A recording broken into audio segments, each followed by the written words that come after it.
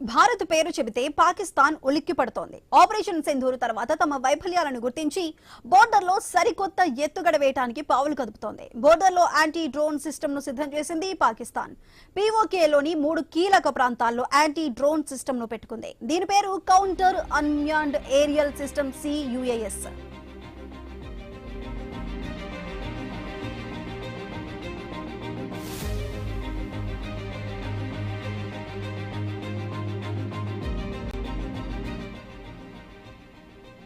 రావల్కోట్, కోట్లీ, బింబర్ సెక్టార్లలో CUAS మోహరించింది శత్రుదేశం పాకిస్తాన్. ఆపరేషన్ సింధూర్ దెబ్బకు సరిహద్దుల్లో యాంటీ డ్రోన్ సిస్టమ్ కు ప్రాధాన్యం ఇస్తోంది.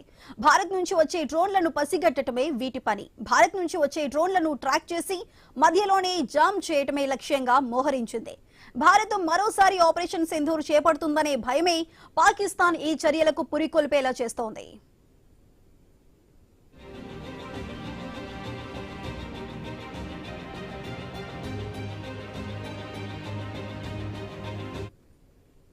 LOC వెంట దాదాపు 30 చోట్ల యాంటీ డ్రోన్ యూనిట్స్ ఏర్పాటు చేసింది Pakistan. Spider counter UAS system, సుఫ్రా జామింగ్ గన్, ఎయిర్ డిఫెన్స్ ఆయుధాలు మోహరించింది. ఆపరేషన్ సింధూర్ సమయంలో పాక్ డ్రోన్లను భారత్ ధ్వంసం చేసింది.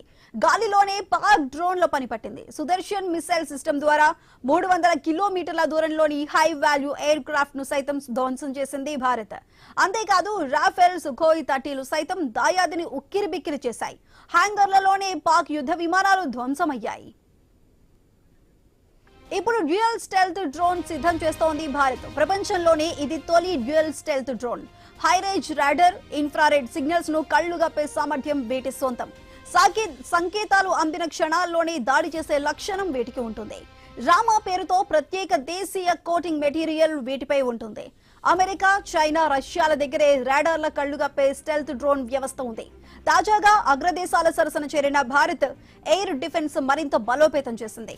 పాకిస్తాన్ ఎన్ని ఎత్తుగడలు వేసినా చిత్తు చేసే సామర్థ్యం భారత్ సొంతమని ఆయుధ గణాంకాలు వాటి పనితీరు చెబుతున్నాయి.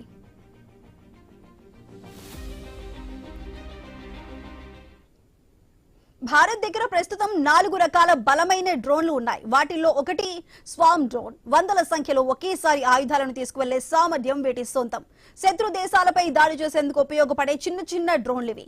ఇక రెండవది హార్పో డ్రోన్. ఇది ఇజ్రాయెల్ తయారీ డ్రోన్. భారత సైన్యం దగ్గర 150కి పైగా ఉన్నాయి.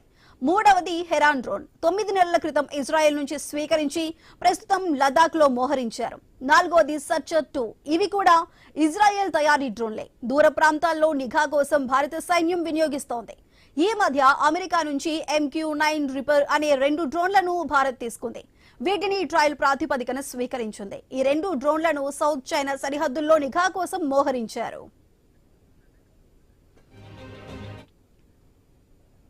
ఇవి ఇప్పటివరకు అప్డేట్స్.